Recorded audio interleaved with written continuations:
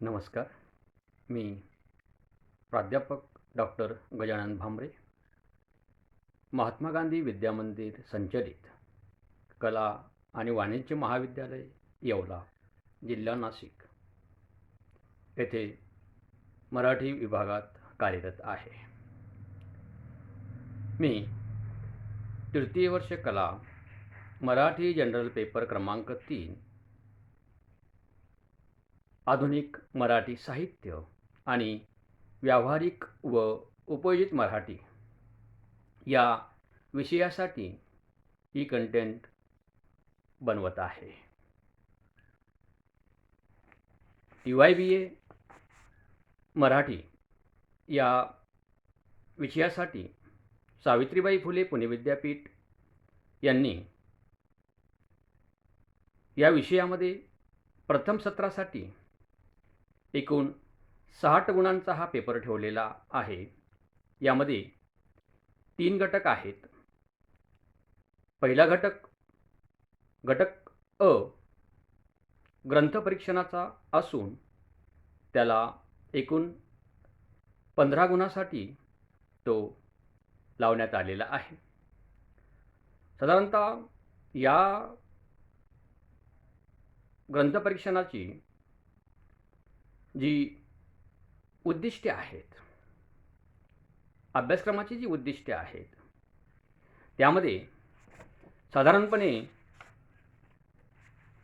आधुनिक मराठी साहित्यातील विविध साहित्य प्रकारांचा परिचय वाढविणे, त्यांचे आकलन करून घेणे, साहित्याबद्दलची अभिरुची विकसित करून कलाकृतीचा आस्वाद घेण्याची क्षमता वाढविणे,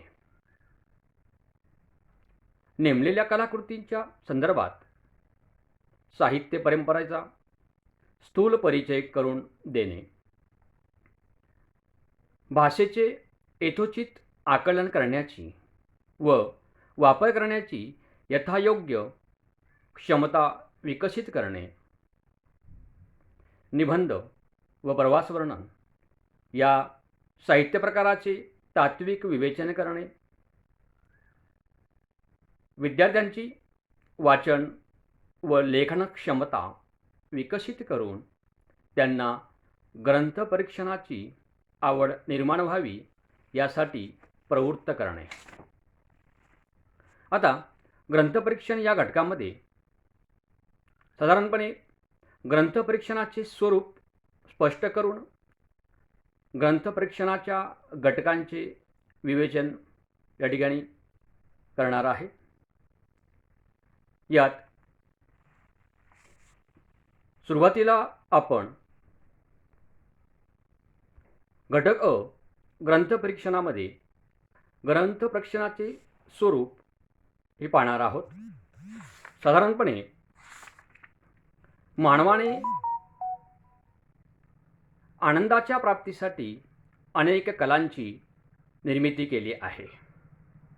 संगीत, शिल्प, चित्र या कलांप्रमाणेच साहित्य ही एक आनंददायी कला आहे. तिच्या आस्वादाने मानवाच्या सौंदर्यसृष्टीचा विकास होतो. तसेच जीवनाची भव्यता, दिव्यता ही त्यास जाणवते. ललित साहित्याच्या परिशीलनाने ज्ञान, रंजन आणि उद्बोधन होऊन मानव सुसंस्कारित होतो. म्हणूनच साहित्याचा अभ्यास हा शिक्षणाचा प्रधान हेतू मानला जातो. असे हे ललित साहित्य कथा, कादंबरी, नाटक, चरित्र, ललित लेख, कविता इत्यादी विविध वाङ्मय प्रकारातून लिहिले जाते. ही साहित्य निर्मिती मानव जीवनात आनंद निर्माण करणारी सर्वश्रेष्ठ कला मानली जाते. अलीकडील काळात जगातील अनेक भाषातून विविध वाङ्मय प्रकारातील ग्रंथनिर्मिती मोठ्या प्रमाणावर होताना दिसते आहे. हे सर्व प्रकाशित साहित्य एका वाचकाला एकाच वेळी अथवा कालांतराने वाचणे अशक्यप्राय आहे. अशा ग्रंथातील कथाविषय, कलात्मकता, रचनेचे तंत्र, भाषाशैली, प्रभाव इत्यादी मुद्द्यांना अनुसरून त्यांचे मूल्यमापन करणे महत्त्वाचे ठरते. म्हणजेच एखाद्या वाचकास मूळ ग्रंथ किंवा पुस्तक वाचनासाठी मिळाले नाही तर त्याच्या परीक्षणातून पुस्तकासंबंधीची प्राथमिक माहिती त्याला मिळते. वाचकाला त्या ग्रंथाविषयी थोडेफार वाचनाचे समाधान मिळू शकते. म्हणून अशा ग्रंथाचे मूल्यमापन, समीक्षण, परीक्षण होणे अपरिहार्य ठरते. विविध नियतकालिके, मासिके, वृत्तपत्र यातून नवीन प्रकाशित झालेल्या ग्रंथाचे परीक्षण नेहमीच प्रसिद्ध होत असते. वृत्तपत्रातील साप्ताहिक पुरवण्यांमधून ग्रंथपरीक्षणासाठी स्वतंत्र सदरच चालवले जाते. अशा सदरामधून नव्याने प्रकाशित झालेल्या ग्रंथांचा परिचय वाचकांना करून दिला जातो. मराठीतील काही मासिके ही मराठी ग्रंथसमीक्षेसाठीच निर्माण झालेली दिसतात. उदाहरणार्थ महाराष्ट्र साहित्य पत्रिका, अनुष्टुप, आलोचना, ललित. वाचकांची आवश्यक गरज म्हणून ग्रंथपरीक्षणाकडे पाहिले जाते. त्याबरोबरच विक्रेत्यांच्या दृष्टीने ही बाब महत्त्वाची मानली जाते, कारण ग्रंथाचा प्रचार आणि प्रसार होण्यास मदत यातून होत असते. वृत्तपत्रातून, नियतकालिकातून ग्रंथपरीक्षण वाचन वाचकांच्या मनात ग्रंथाविषयी कुतूहल निर्माण होऊन ग्रंथाची विक्री वाढू शकते. ग्रंथपरीक्षणाची व्याख्या आता आपण पाहणार आहोत.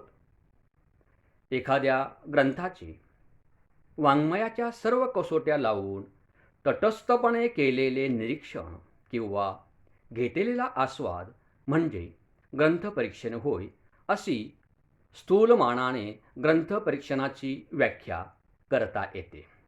असे हे ग्रंथपरीक्षण कोणत्या मुद्द्यांच्या आधारे करता येते, कोणत्या कसोट्या लावून ग्रंथपरीक्षण करता येतं, त्या ग्रंथपरीक्षणाचे घटक आता आपण पाहणार आहोत. ग्रंथातील वाङ्मयीन मूल्ये शोधणे. ग्रंथामध्ये असणारे वाङ्मयीन मूल्यांचा ग्रंथपरीक्षणातून शोध घ्यावा लागतो. त्याचबरोबर कलात्मकता आणि सौंदर्य विशद करणे. ग्रंथामध्ये असणारा कलात्मक अनुभव, त्याची मांडणी, ग्रंथपरीक्षणातून सौंदर्य याचा शोध घ्यावा लागतो. तिसरा घटक जो आहे तो आशय, विषय आणि मांडणी. यातील ग्रंथामध्ये कोणते निराळेपण आहे ते निराळेपण परीक्षणातून शोधावे लागतं. चौथा घटक गुण आणि दोष, या दोघांचीही तटस्थपणे चर्चा करणे आवश्यक ठरते. फक्त गुणांचीच किंवा फक्त दोषच दाखवून परीक्षणामध्ये चालत नाही, तर गुण आणि दोष या दोघांचीही चर्चा ही झाली पाहिजे आणि तीही तटस्थपणे झाली पाहिजे. पाचवा जो घटक आहे तो आस्वादाच्या पातळीवरून इतर गोष्टींची नोंद करणे असा घटक आहे. म्हणजे आस्वाद घेतल्यानंतर त्या आस्वादामध्ये आपल्याला म्हणजे परीक्षणकर्त्याला ज्या काही बाबी जाणवल्या असतील त्या सर्व बाबींची नोंद यामध्ये घ्यावी लागते. अशा ह्या ग्रंथपरीक्षणाचे प्रकार आपल्याला पुढीलप्रमाणे पाहता येतात. पहिला प्रकार जो आहे तो स्थूल ग्रंथपरीक्षण. दुसरा सूक्ष्म ग्रंथपरीक्षण. तिसरा वृत्तपत्रीय ग्रंथपरीक्षण. चौथा परिचयात्मक ग्रंथ परीक्षण आणि 5वा आस्वादक ग्रंथ परीक्षण. आता हे सर्व प्रकार आपण पुढे थोडक्यात पाहणार आहोत. पहिला प्रकार स्थूल ग्रंथ परीक्षण. या प्रकारामध्ये ग्रंथाचं परीक्षण हे ढोबळ मानाने केलेले असते. त्यामध्ये ढोबळ मापनं लावलेली असतात. यात बारकाव्यापेक्षा स्थूल माहितीला अधिक महत्त्व दिलेले दिसते. असे हे ग्रंथपरीक्षण म्हणजे ग्रंथाचे थोडक्यात सार सांगणारा मजकूर असतो. दुसरा प्रकार सूक्ष्म ग्रंथ परीक्षण. या प्रकारात ग्रंथाची मूलभूत आणि विस्तृत चिकित्सा केली जाते. ग्रंथातील अनेक बारकावे त्याच्या सामर्थ्यासह सूक्ष्मपणे नोंदविले जातात. त्यामुळे ग्रंथ अधिकपणे समजण्यास मदत होते. याला ग्रंथ समीक्षा असंही म्हटलं जातं. अशी समीक्षा ही वाचकापेक्षा लेखकालाच अधिक मार्गदर्शन करणारी ठरते. तिसरा प्रकार जो आहे तो वृत्तपत्रीय ग्रंथ परीक्षण.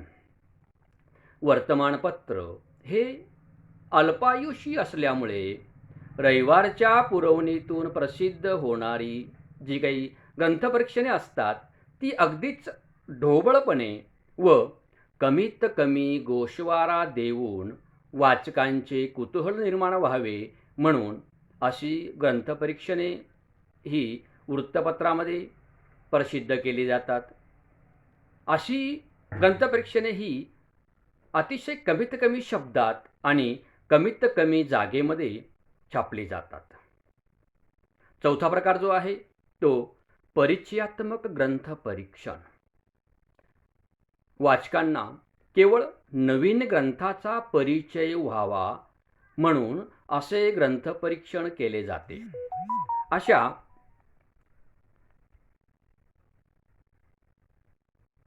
हा जो ग्रंथ आहे या ग्रंथपरीक्षणामध्ये लेखक कोणतीच मते मांडत नाही. आणि 5वा जो प्रकार आहे तो आस्वादक ग्रंथ परीक्षण.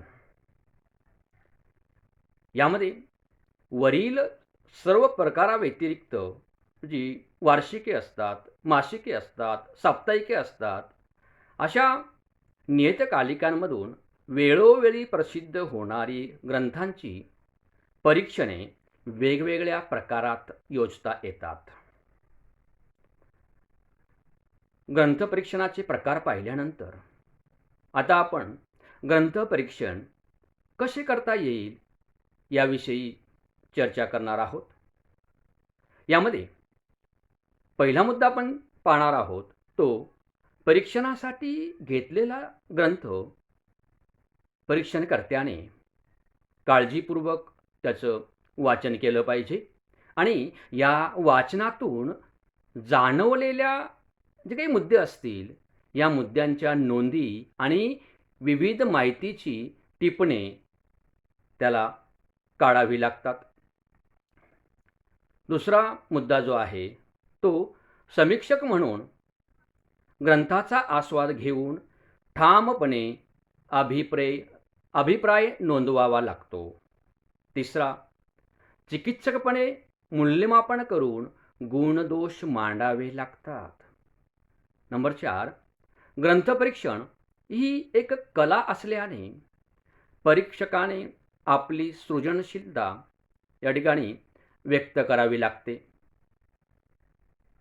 त्याचबरोबर पुढचा मुद्दा लेखकाच्या शैलीची कल्पना यावी म्हणून ग्रंथातील काही सुंदर सुंदर असे जे काही अवतरणे असतील ते अवतरणे नोंदवून घ्यावी लागतात. परीक्षकांची भाषा सहज आणि सुलभ असावी कारण या ग्रंथाचा परिचय वाचकांना करून द्यावा लागतो. त्या ग्रंथासंबंधीची उत्कंठा वाचकांच्या मनात निर्माण होऊन तो ग्रंथ वाचकांनी वाचावा हा मुख्य हेतू परीक्षणाचा असतो.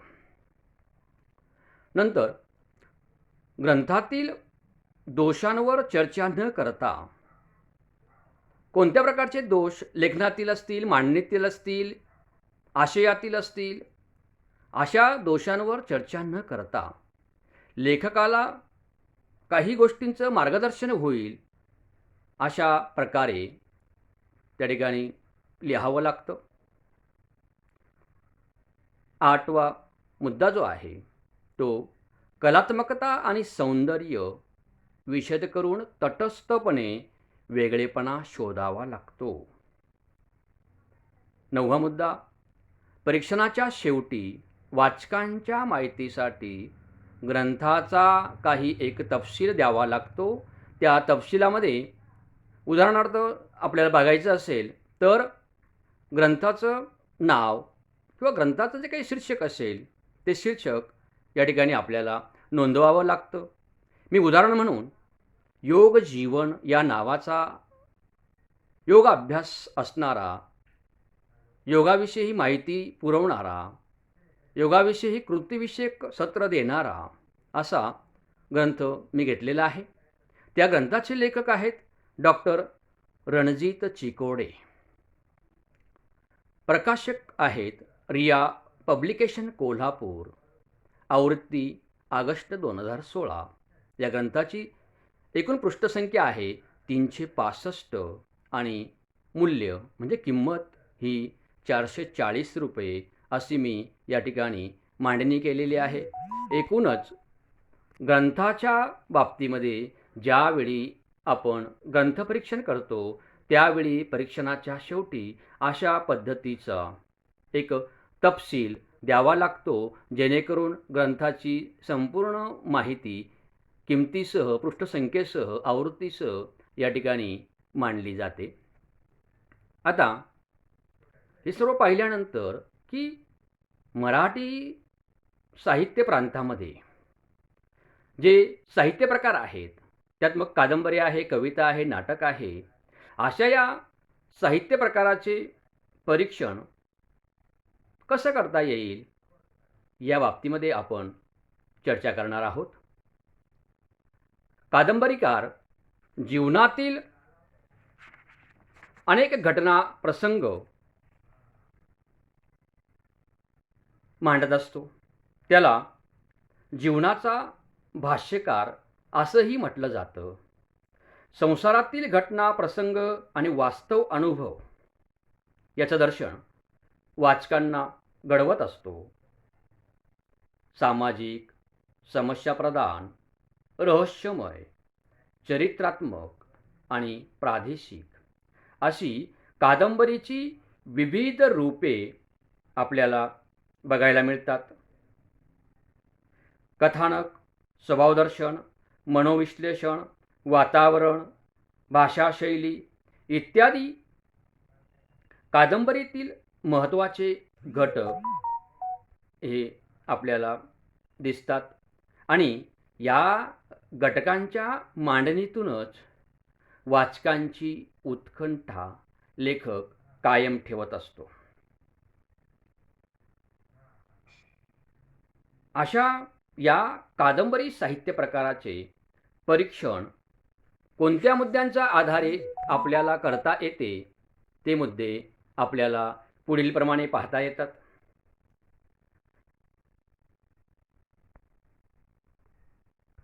त्याच्यात कादंबरी प्रवाह व प्रकार म्हणजे कादंबरी निर्मितीच्या बाबतीमध्ये कोणत्या प्रवाहामध्ये ती मोडते आणि कुठल्या प्रकाराची कादंबरी आहे याचा विचार करावा लागतो. कथाबीज स्वतंत्र आहे की जुने आहे याचाही विचार कादंबरीचे परीक्षण करताना परीक्षकाला करावा लागतो. स्वभाव रेखाटनातील वास्तवता म्हणजे पात्र निर्मितीमध्ये जी काही पात्र असतात त्या पात्रांचा स्वभाव रेखाटनातील जी वास्तवता आहे ती वास्तवता त्याची मांडणी येथे करावी लागते. वातावरण निर्मितीचा प्रभाव हा सुद्धा कादंबरीचं परीक्षण करताना बघावा लागतो. भाषा शैलीचा विकास कादंबरीकाराने कादंबरीचा आशय विषय मांडणीमध्ये कथानकाच्या मांडणीमध्ये कोणत्या प्रकारची भाषा वापरलेली आहे त्या शैलीचा सुद्धा विचार आपल्याला करावा लागतो. कलात्मक जीवनदर्शन हे आपल्याला कादंबरीतून शोधावं लागतं आणि कादंबरीमध्ये असणारे जे काही गुण असतील दोष असतील या दोघांचीही चर्चा करावी लागते. उपसंहार ही मांडणी करावी लागते. या सर्व गोष्टींचा विचार करून कादंबरी साहित्य प्रकाराचे परीक्षण करता येते. नाटकाचे ग्रंथ परीक्षण कोणत्या पद्धतीने करता येते याचा विचार आपण आता करणार आहोत. कारण नाटक हा वाङ्मय प्रकार प्रयोगशील असल्याने रंगभूमीवर नटांच्या साह्याने तो सादर केला जातो. विविध अभिरुचीच्या प्रेक्षकांना एकाच वेळी आनंद देणारे दृश्य काव्य म्हणजे नाटक. या नाटकाला प्रायोगिक मूल्य असल्याने रंजनशीलता हे नवे मूल्य मानले जाते. कथानकाची चतुर गुंफण, विविध रेखीव व्यक्तिचित्रणे, प्रत्येकारी वातावरण निर्मिती, रस निर्मितीचे सामर्थ्य, भाषा शैलीचा हुकमीपणा आणि खटकेबाज संवाद इत्यादी गोष्टी नाटकात असाव्या लागतात. आता नाटकाला किंवा नाटक या वाङ्मय प्रकाराला प्रायोगिक बाजू असल्याने ते रंगभूमीवरील नटांच्या साह्याने अभिनीत होत असते. बंदिस्त कथानक, प्रभावी संवाद, सकस अभिनय, परिणामकारक नेपथ्य, भाषा शैलीचा हुकमीपणा या सर्वांच्या मदतीने नाटक प्रेक्षकांच्या मनात रुजवावे लागते. आता खालील मुद्द्यांच्या आधारे नाटकाचे परीक्षण आपल्याला करता येईल. त्यामध्ये नाटक या नाटकाचं कथावस्तू किंवा संविधानक, कथावस्तू आणि संविधानक याचा विचार नाटकाचं परीक्षण करताना करावा लागतो. स्थल, काल, घटना, ऐक्य हेही बघावं लागतं. नाटकाचं कथानक कोणत्या जागेवर, कोणत्या स्थळावर घडत आहे, कुठल्या काळात आणि घडणाऱ्या घटना या सर्वांचा शोध परीक्षणातून घ्यावा लागतो. तर संवाद हा खरं तर नाटकामध्ये संवाद हा आत्मा असतो आणि संवादातूनच नाटकाचं यशापयश हे अवलंबून असतं. अशा संवाद लेखनाचा विचार देखील नाटकाचं परीक्षण करताना बघावा लागतो. रसनिर्मिती याच्यामध्ये साहित्यामध्ये जे काही नवरस आहेत या नवरसातील कोणकोणत्या रसांचा या कथावस्तूच्या किंवा कथानकाच्या निर्मितीमध्ये हातभार लागलेला आहे त्याचा शोध या ठिकाणी आपल्याला घ्यायचा असतो. पात्रांचे स्वभावदर्शन शोधावं लागतं, ते घ्यावं लागतं. प्रत्येक पात्रांचा स्वभाव हा पाहावा लागतो. नाटककाराने नाटक लिहिण्याच्या बाबतीमध्ये नाट्याचं कोणतं तंत्र वापरलेलं आहे त्या नाट्यतंत्राचा देखील विचार यात करावा लागतो. नाट्यप्रवाहातील स्थान नाटककाराने निर्माण केलेलं नाटक, लिहिलेलं नाटक हे एकूणच मराठी नाट्यप्रवाहामध्ये त्याचं स्थान कोणतं आहे, त्याचा शोध घ्यावा लागतो आणि प्रायोगिक मूल्य प्राप्त झालेले नाटक किंवा ज्या नाटकाचा रंगभूमीवर प्रयोग होतो, अशा नाटकाचं परीक्षण करताना त्याचं प्रायोगिक यशापयश हे सुद्धा शोधावं लागतं आणि उपसंहाराचा देखील विचार करावा लागतो. कविता संग्रहाचे परीक्षण कसं करता येईल हे जे आपण पाहतो तेव्हा आपल्या लक्षात येतं की काव्य हा साहित्यातील एक सौंदर्यपूर्ण उत्कट अशा भावनांचा उत्स्फूर्त आविष्कार असतो. या साहित्य प्रकाराचे पुढील मुद्द्यांच्या आधारे आपल्याला परीक्षण करता येते. त्यात पहिला मुद्दा आहे काव्य प्रवाहातील स्वरूप. जे एकूणच मराठी साहित्यामध्ये काव्यप्रवाहातील या काव्यसंग्रहाचे म्हणजे परीक्षणासाठी जो संग्रह निवडलेला आहे त्या संग्रहाचे स्वरूप काय आहे, त्याचा शोध कवितेच्या परीक्षणातून घ्यावा लागतो.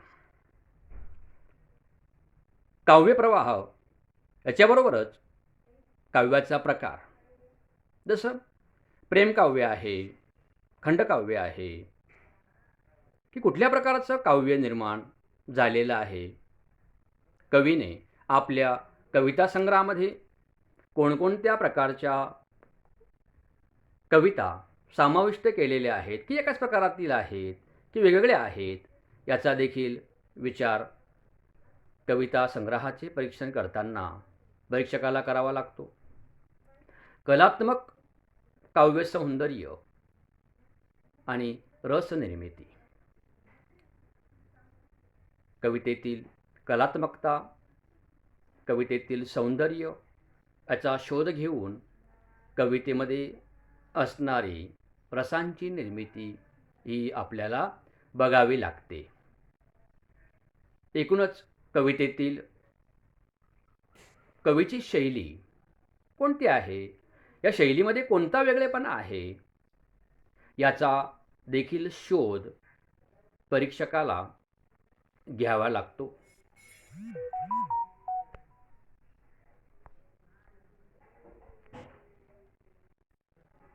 आणि कवितेतील जे काही शीर्षक आहेत या शीर्षकांचा विचार देखील करावा लागतो. कवितेतील काही सुंदर रचना असतील त्या रचनांची मांडणी परीक्षकाला आपल्या परीक्षणातून करावी लागते आणि उपसंहाराची देखील या ठिकाणी मांडणी करावी लागते. अशा पद्धतीने एकूणच साहित्य प्रकारामध्ये कादंबरी, नाटक, कविता या तीनही साहित्य प्रकाराचे परीक्षण कसे करावे याविषयी एकूणच आपण पाहिलेलं आहे. आणि सर्व साहित्य प्रकाराचे परीक्षण करत असताना कोणकोणत्या बाबींचा विचार करावा या बाबींचा घटकांचा आपण आपल्या एकूणच व्याख्यानातून विचार केलेला आहे. या सर्व घटकांचा, या सर्व प्रकारांचा विद्यार्थ्यांना निश्चितच फायदा होईल आणि विद्यार्थ्यांनी या सर्व गोष्टींचा फायदा करून घ्यावा असं मला वाटतं. धन्यवाद.